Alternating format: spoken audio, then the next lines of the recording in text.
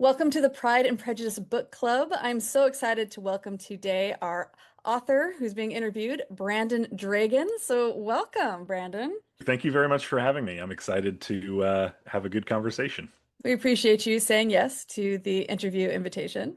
And with me also is Sharon. She is the one who was brave enough to actually reach out. So, thanks, Sharon. I'm on that Facebook. We are here to talk about your book, which is very unique in the Jane Austen fan fiction community because it is from the perspective of Bingley. So I just want to talk about how did you get to this point? Like how did you end up writing a book about Mr. Bingley? And just go ahead and start talking about it. How'd you get here? Sure. So thank you again for having me. It's an honor to be here and to talk about my book and Mr. Bingley more generally, and Pride and Prejudice even more generally than that. So I've been a Pride and Prejudice fan for quite some time. Would not have been but for my wife Jamie. And actually, when we started dating, which is decades ago at this point, she introduced me to the 95 Pride and Prejudice Mhm. miniseries, and I was like, okay, I guess we'll do this for date night. And we watched pretty much the whole thing, and I was really surprised, particularly by like the wit and like Mr. Bennett just sucked me in right away. I was like, this guy's incredible. And the performances were great, and the storyline, but also just I was not expecting it to be a funny story. And so that really took me by surprise, really kind of drew me in. And then from that point, this was before, I guess, you're right, as streaming service. Well, I guess it was before streaming services, and also like we had the DVD. And so every now and then we would just pop the DVDs in and watch through it. I'm a bit of an avid reader, so I ended up reading the novel, fell even more in love with the story, and was like, wow, there's so much more here. We saw the Keira Knightley, Matthew McFadden. I'm never sure how to pronounce I his never know name. how to say it either. Um, but saw that movie and then just kept coming back to the story kind of as a point of comfort, I guess, over the years. And then in 2017, we were able to take a trip over to the UK, which we live in Tennessee, and I'm also a massive Arsenal soccer fan, or football as it may more properly be known. And so we were planning like the joint Jane Austen Arsenal tour of England. And Sounds so amazing. yeah, it was one of the best like 2 weeks of my life. But in the lead up to the trip, we were talking about all the Pride and Prejudice places. We were going to go to Bath. We were going to go to Charlton. We were going to go to Lime Park. We were going to, do so much of it. But I got really tired of hearing about Mr. Darcy. And I kind of made an offhand joke that, well, he's not really the hero of the story. The hero of the story is Mr. Bingley, because what nobody knows is that Mr. Bingley is this like Dexter style avenging angel serial killer, and that's why he really disappears from the story. And she thought she didn't really react, and so I was like, all right, so I shelved it. It wasn't really a serious idea. But then we get to England and we met up with another fantastic Jaff author, Joanna Starnes, that my wife Jamie had read a bunch of her books, was a huge fan. They had kind of connected. And so as we're like having coffee, the first day I've ever met this person, who takes like Pride and Prejudice very seriously, my Mhm. wife decides to tell her this idea of mine. And we all kind of had a laugh, and then Joanna was like, "You have to write that. Like from a male perspective, you have to write that." And so that's when the idea kind of took hold, and I began to consider it a little bit more seriously. We got home from the UK again back in 2017. I had a mystery back injury the next year that put me down for like 9 months, and I ended up having surgery. And so I used that time to mostly draft what became this novel. And and then I went to law school and it got put on the back burner.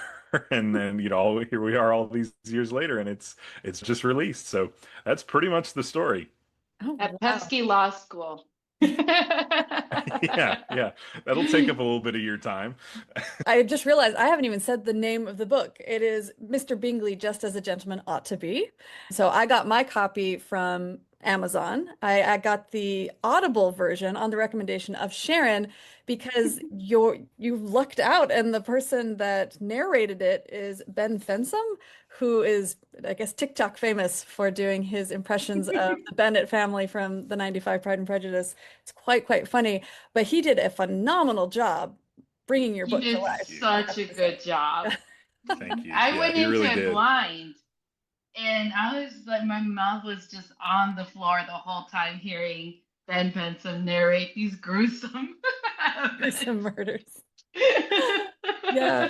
So it started as an offhand joke, just because Darcy's everywhere over in England. So I love that you brought up Dexter because in our discussion about it, that's a comparison we also made. It's like it's kind of a Dexter thing. Were there any other influences that helped to create it once you went to actually write the book? My favorite author, and this is very different than Jane Austen, but my favorite fiction author is Cormac McCarthy. He's an American author that wrote a lot of Southern Gothic and then Western type fiction, and his pacing and also his use of dialogue to kind of like move things along is always an influence of mine, but also his novels frankly are pretty violent. I don't know if that was a particular influence, which I tried not to be over the top with it. I mean, I wanted it to be a grown-up book that would really deal with some of the undercurrents, and I wanted Bingley to have to wrestle with, on one hand, this high society, extraordinarily civilized, genteel manners, honor above everything. But then, in order for him to deal with this kind of evil plot that he finds, he's got to sink to that level. And so, I wanted to create this kind of dichotomy within this character where he has to wrestle with the finer things in life, his morals, these horrible things that he would never do, but then having to do these things for a good reason. Recently, somebody brought to my attention like the Scarlet Pimpernel, which Yeah. I had not really thought about See, I brought that as I up wrote it. in our discussion as well. I was like, this reminds me of Scarlet. Yeah. Oh, yeah. So that was actually something that kind of surprised me because I had not even considered that. I try to bring everything that I've got to the table when I write. So all of Mhm. my influences, whether it's, um, I spent a brief period of time doing like independent filmmaking. So like just as far as pacing and plotting and those kinds of things, I think I probably read Pride and Prejudice 5 or 6 times while drafting it because it was really important to me, as kind of outlandish as the concept sounds, to honor the spirit of Jane Austen's work. And so I did my best to um, insert her work in my own ways in this new work. So Mhm. and hopefully that paid off for some folks at least. I will say this is the first time in a long I've been reading these variations for like 15 years now. This is the first time Wow. where yeah, I have a little bit of a problem. But this is the first time I read a book where Pride and Prejudice is in the so far in the background and we are taken into such a deep point of view from Bingley. And I've always been a Bingley hater, always. So the way that you wrote Bingley, I think was so well done. He's such a golden, happy character in the way that you made him almost begrudgingly, right? Like begrudgingly do these like acts of murder, violence by these people. It was so well done. I really appreciated that from you. Yeah.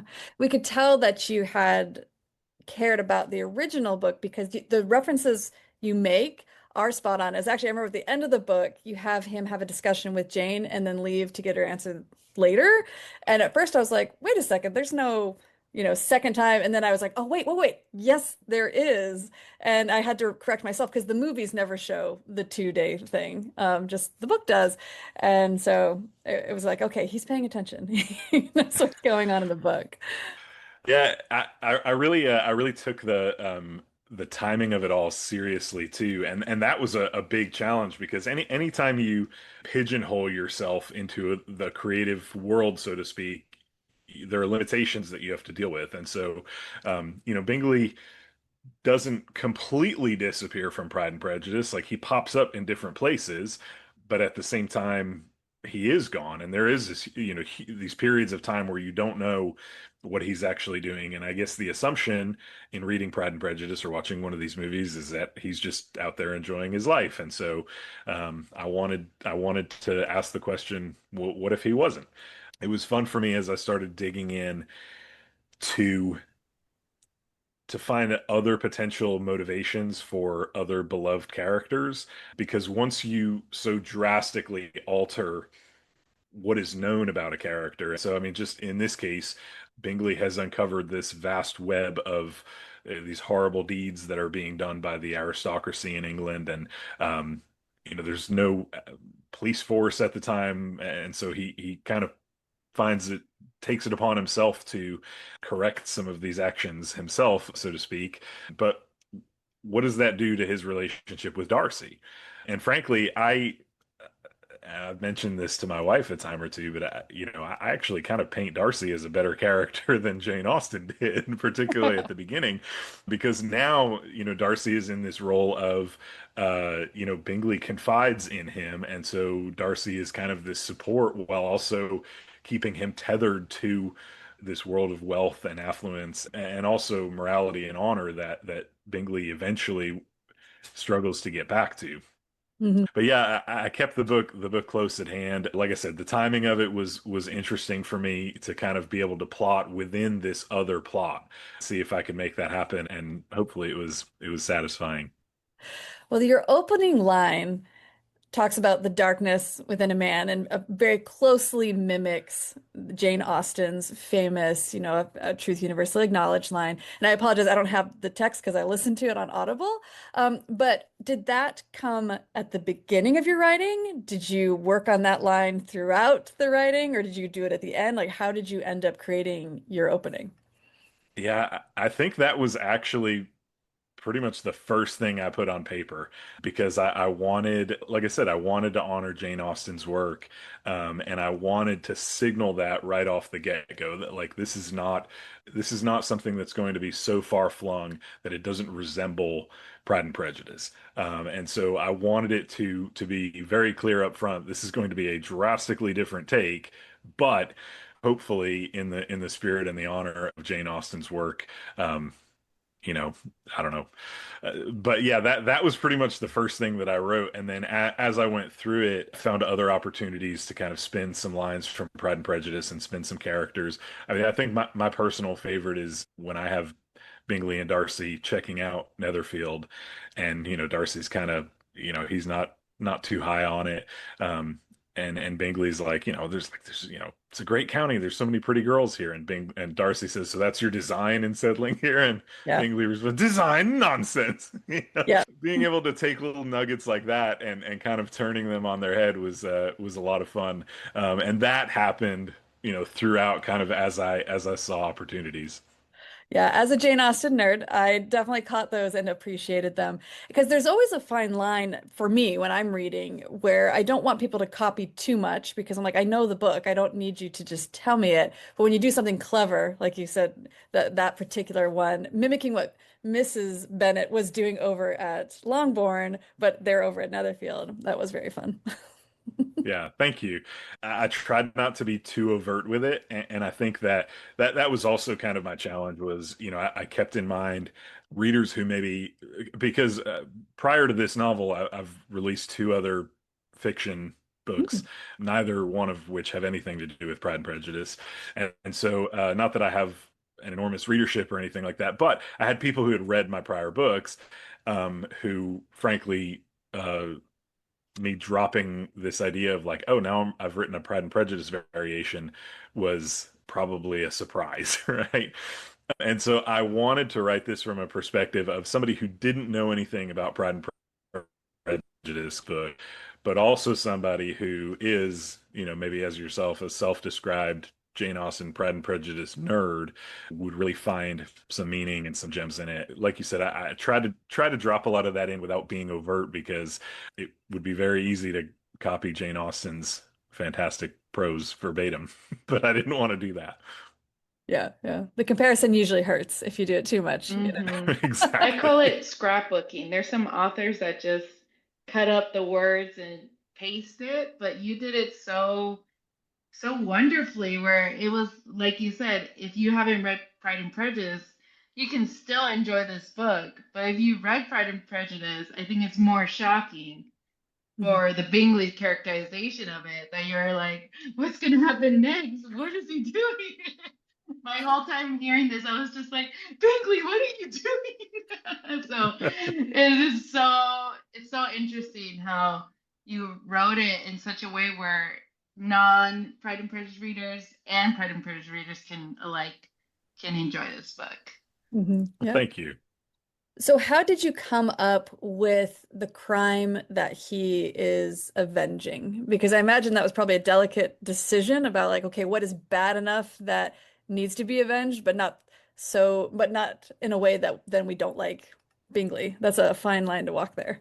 Yeah, that was a challenge for sure because I also wanted to um, I wanted to steer clear of the more modern narratives that involve trafficking and those kinds of things. But at the same time, realizing that, people have been up to incredibly harmful, evil things for a long time. When you have the protection of money and power, that only adds to it. And so I certainly needed something dark enough where it would require Bingley to end some people.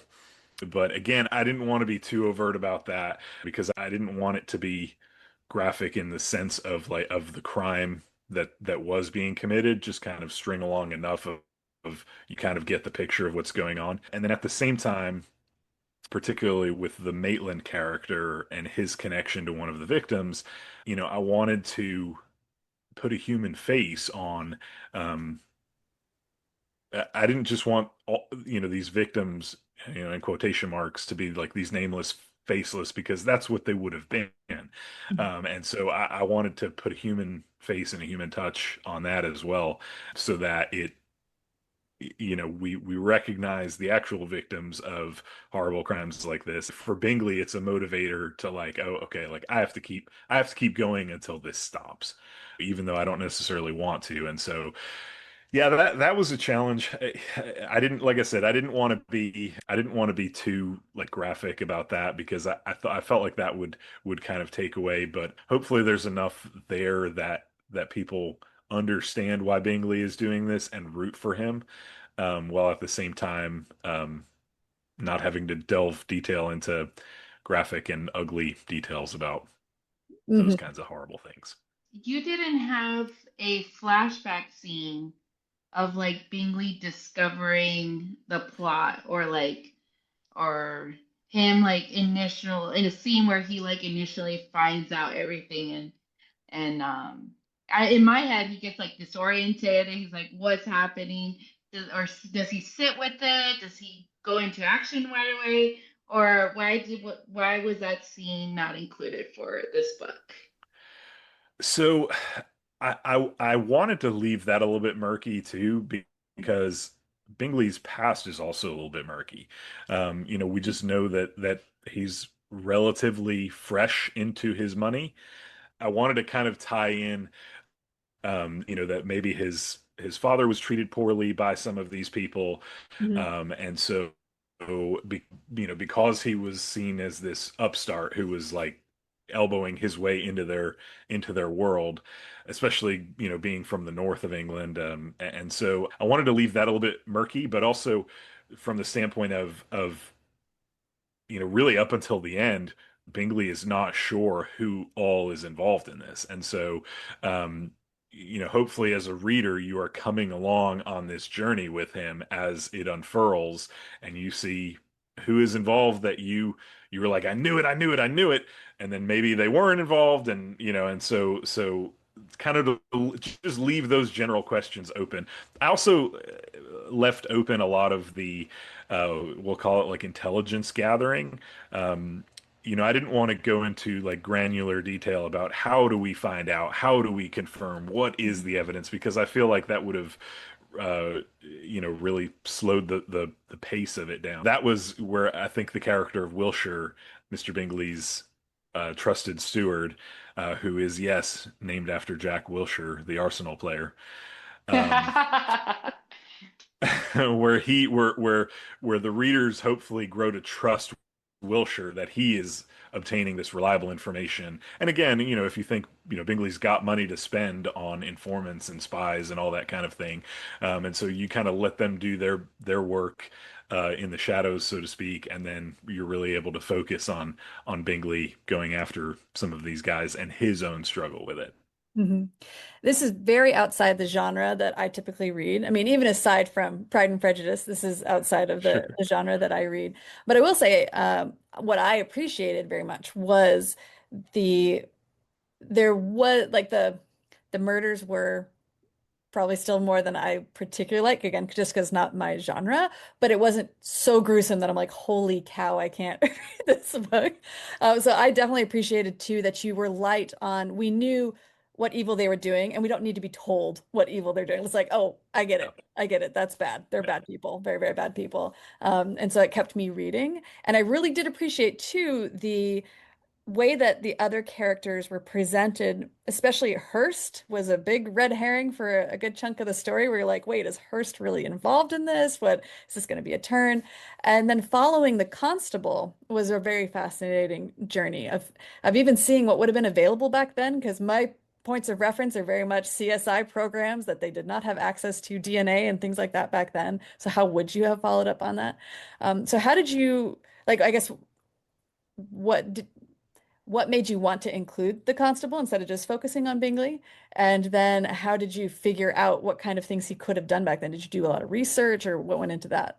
Yeah, so the reason I included the constable was because I did need, uh, I think we needed Bingley to feel some pressure too, and particularly once he realizes, oh, like somebody's on my tail too, that it creates this whole new level of stress and anxiety because, again, he's in love with Jane and he's trying to get to her, but he's just got this thing that's, stopping him.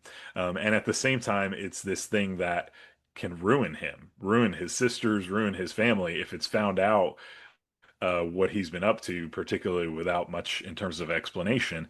And so, yeah, I wanted the constable to be somebody who was actually concerned with justice and was trying to root out what was actually going on, even for so the first murder in the book, Sir Andrew Fraser is he's not a particularly likable guy, even just on the surface, but yet you know you have the constable who's like, okay, you know, he's still murdered. Justice should be done. And so I feel like, you have these multiple quests for justice, and I'm a practicing criminal defense attorney, and so that world just fascinates me, in terms of what does justice mean in very different situations and based on varying amounts of information. And I think the two people with two different sets of information, in my story, Bingley and the constable are coming to very different conclusions of what justice looks like. That was interesting for me to have his journey. As far as technology and what was available, I did some research, but again, there wasn't any kind of national police force or anything in England at the time, and so it really was like pre-Sherlock Holmes, what can I actually find and what makes sense and who can I talk to try to track things down. And so, yeah, that was a challenge in and of itself because my first thought was this first scene in the book where Sir Fraser meets his demise. How would you even start to investigate that back then? And so that was a bit of a challenge. I enjoyed that part of it too, and I particularly enjoyed writing the Xavier Pritchard, the bootmaker in York. He was just one of my personal favorite little ditties that was thrown in. So yeah, so that kind of created a side narrative. And then you come to find out at the end that Bingley, or towards the end, I should say, that Bingley is also being found out from the other side, and so he has people. While he is on this quest to discover the identity of these evildoers, he has somebody trailing behind him trying out who he is that's committing these acts. And then he also has the evildoers themselves who are like, somebody's killing. Find out who it is, and so it was just this kind of this bottleneck of pressure that I was hoping to create for some narrative tension. I think you succeeded. The narrative tension was definitely there. Well, thank you. So, what is your process like when you're writing? You mentioned you've written some other books. Was the process the same for this one as the others? And are you more of a pantser or a plotter? My first novel that I wrote is called The Wages of Grace. It is nothing like Pride and Prejudice, although, hopefully it has some of the same elements in terms of style and that kind of thing, um, as Bingley. But that one was an idea that hit me on the interstate, and it was like 12 years to completion because I gave up on it so many times. That one I kind of plotted out. I do tend to like plan a little bit, but then I always, like I said, I want to bring who I am to the table, and um, so generally things don't quite go according to plan.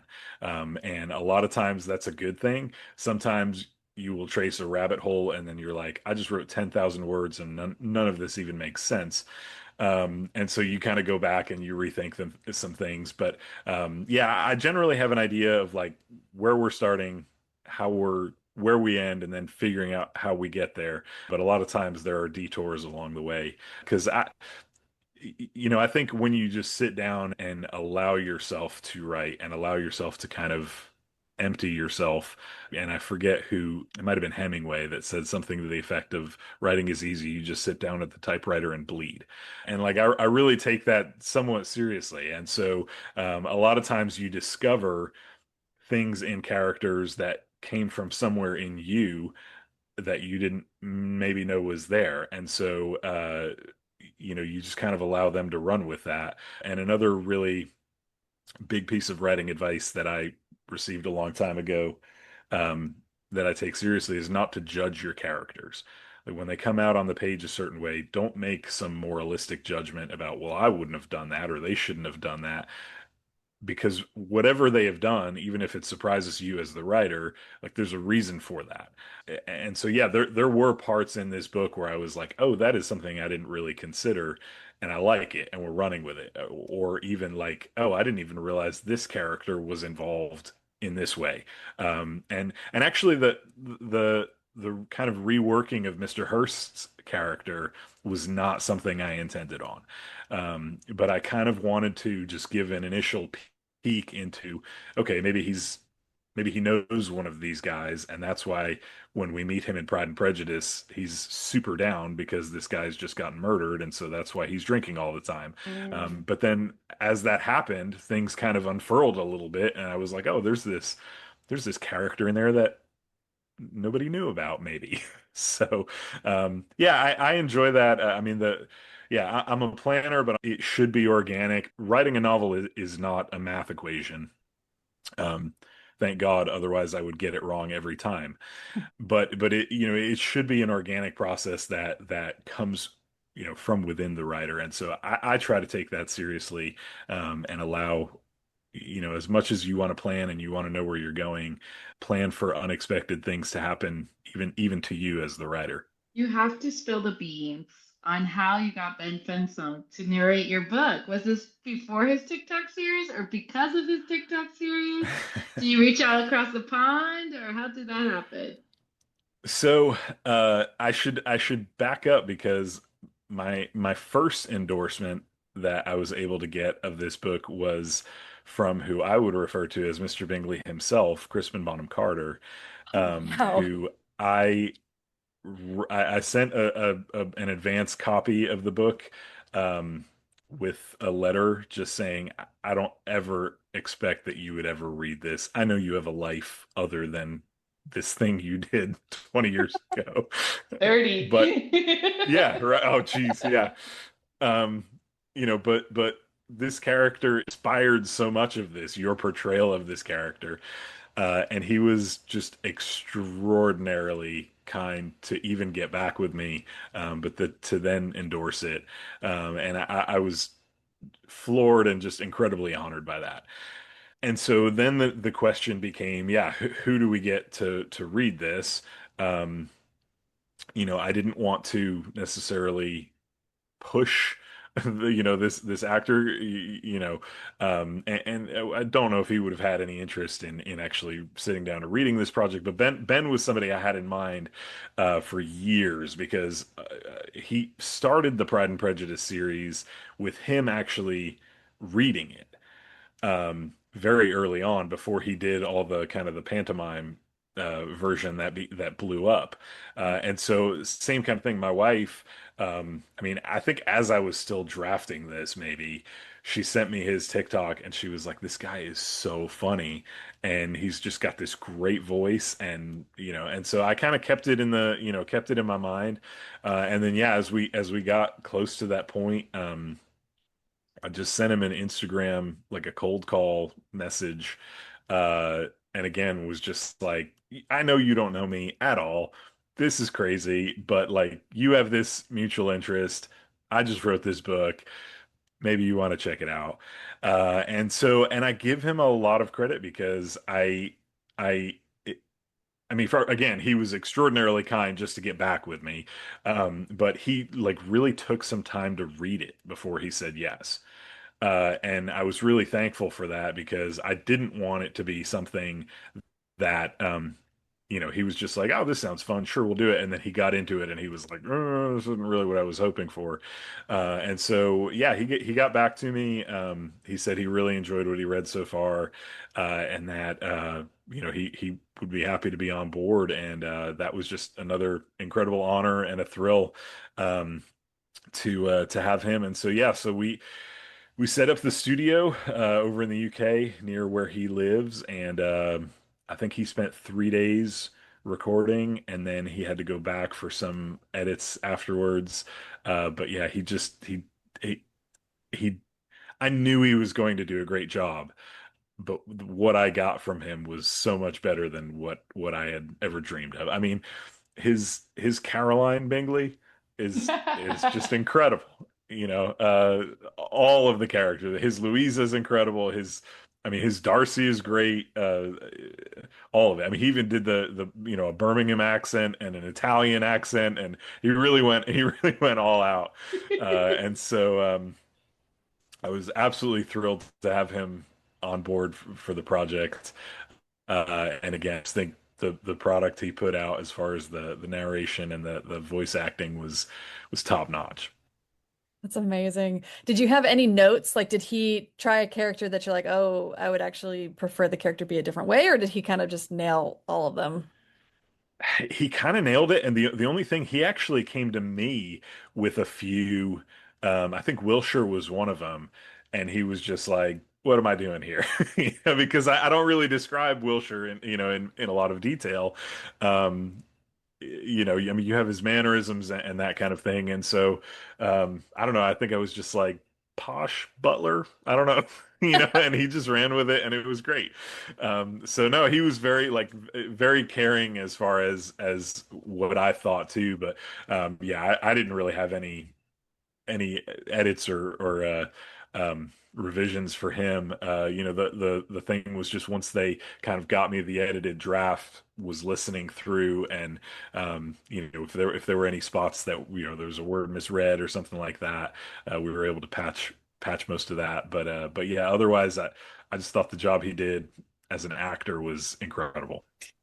That's great. On the cover, it mentions that you are a winner of the American Bar Association Journal's Ross Writing Contest. Is that for this book or for something else? No, yeah, that is not for this book. I don't know how much the American Bar Association would care about a Jane Austen variation. Probably not a lot, I would think. Which, so no, but uh, in law school, which I went to Belmont University College of Law in Nashville, where my wife and I live, and during my legal writing professor hosted a workshop, kind of hoping to get Belmont law students to submit works to the ABA contest. And so I wrote a story that the title is advokat, which is a Russian word for advocate or lawyer, and so I wrote that for the Belmont contest. I did not win the Belmont contest, but then I sent it into the American Bar contest anyway, and happened to win that contest. Very proud of that. And so, and out of that story kind of birthed my second book, which is called The Resurrection of Jesse Barrow. And that story is a novella, but then we also included Advocat, some other short stories that I wrote, and then a couple other nonfiction essays that I had drafted as well. So, yeah, no, that was a kind of a blip on the screen, but something that I'm very proud of. It's amazing. I mean, you're very talented, so I'm curious if you're planning to continue writing, and if so, do you think you'll dip your toe back into Jane Austen fan fiction, or do you think this is kind of a one and done? So, yeah, I will definitely continue writing. I mean, that is just a passion of mine. So I actually did write a Jane Austen short story that is actually a little bit of a prequel to Mr. Bingley, and it's called A Gentleman's Rescue: How Bingley Met Darcy, and that is available on Kindle Unlimited. And so that actually kind of gives some backstory to this discussion we had earlier of, how does Bingley find out some of these things? But I also thought it would be cool to explore how he and Darcy met. I was wondered about Darcy, who comes from this illustrious family. They're all over, the aristocracy all over. I mean, they're, Lady Catherine's in Kent, they're up north. I mean, they're all over the place. And so, like, why is he friends with this guy who is new to the game and his super annoying sisters? And so that was part of what I wanted to explore in that as well. That's on Kindle Unlimited. I can tell you I've got four projects in the works. None of them are Pride and Prejudice related. I don't know that I want to necessarily overdo it for now, at least. And then additionally, my other stories are kind of one and dones. I'm not really a big sequel guy, Mhm. at least for the time being. So, and also like I said, I try to bring who I am to the table, and I've just got so many ADHD interests all over the place that, I mean, one of the stories I'm working on, is about like an undercover cop in New Jersey where I grew up. One of them takes place in a village in Siberia. One of them takes place in a coal mine in East Tennessee, and so they're just all over the place. Wow. Well, you'll definitely have to let us know when one of those is Thank you. ready to release. Like, are any of them coming up soon, or are they a little bit off for a bit? They are definitely a little bit off. Unfortunately, practicing law and trying to be a husband and a father takes up a lot of time. Mhm. So, but I am, I did have an idea that hit me pretty hard in the last couple months, and it was really one of those like start to finish. It was just there, and so that's what I'm working on right now. Trying to just get that drafted, and that may be the next one. But I also may hit a roadblock and work on something else. So. Well, I guess we'll have to wait and see. Who Did you would have an you cast as Mr. Bingley if you were to have it adapted for the screen? Um, that would probably be a much better question for my wife because she could probably give you some actors who would be very, very good. Because she is, I mean, she's read all the books, she's seen all the period pieces, like, but I mean, I would have to go with Ben Fensom. I mean, I just think he would be remarkable. And I really, if I had a choice, I wouldn't have it any other way. Agreed? That sounds like a very viable option. Have you had the chance to read any other Jane Austen novels or just Pride and Prejudice? I've actually only finished Pride and Prejudice. It's not that I couldn't get through them or anything. this was kind of the one. I mean, I've watched Sense and Sensibility, the different miniseries and the films, and even Sanditon, and really like them. I just hadn't sat down to read one of those novels yet, though. Mhm. Out of those that you've seen, is there a character that you think might have a secret life like Bingley? I would love to flip the script on Willoughby one of these days. I think that would be pretty fascinating. I don't know. I always like the concept of, maybe the people we've seen on the screen or on the paper aren't exactly who we think they are. And again, it's one of those where like if you could come up with some reason for his being the way that he is, that nobody else knows about, you run with that. And so I mean, that might be fun someday. What a fascinating story. I can't wait to read the prequel. Now I'm going to download it now and I have to read it. Yeah, Now we're no, going to no, have to that's read that. it.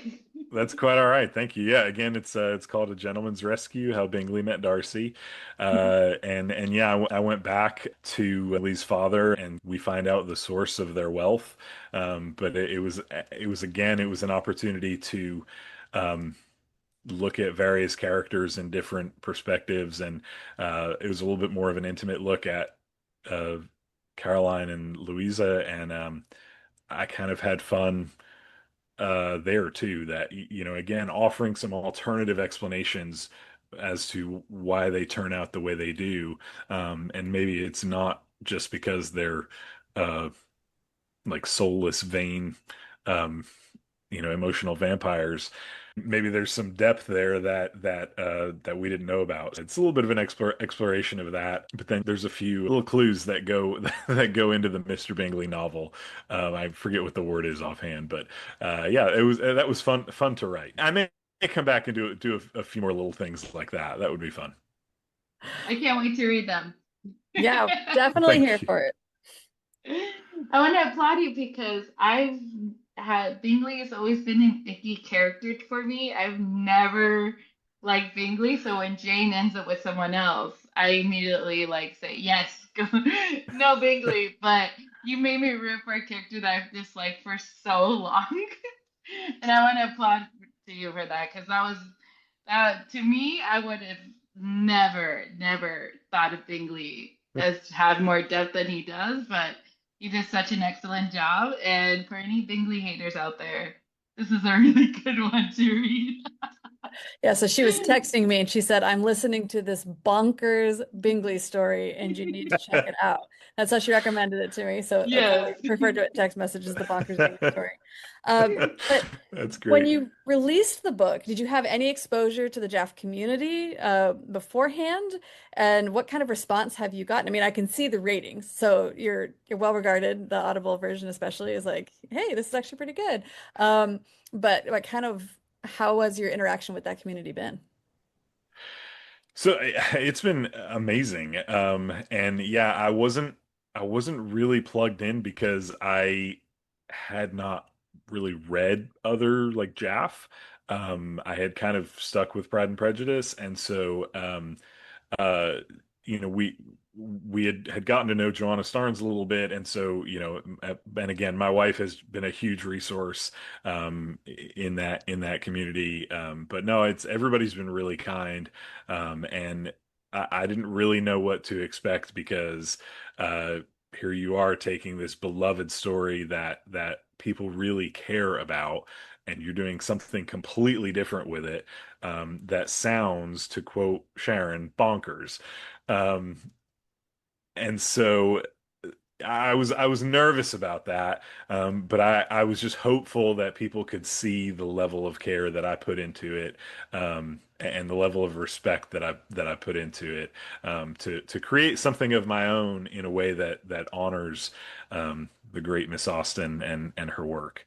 People have been really kind, and a lot of folks have reached out and put really kind reviews. I did a little bit of a blog tour as the book came out, and all everybody that read the book and interviewed me was super kind about it and very interested. So yeah, I've just been um, humbled and really grateful for everybody's response to it so far. Well, I am certainly grateful that you took the risk of writing the story. Joanna Starnes is one of my favorite Jeff authors, so I like her even more now that she encouraged you to do this, because Yeah, we she can was tell, very kind.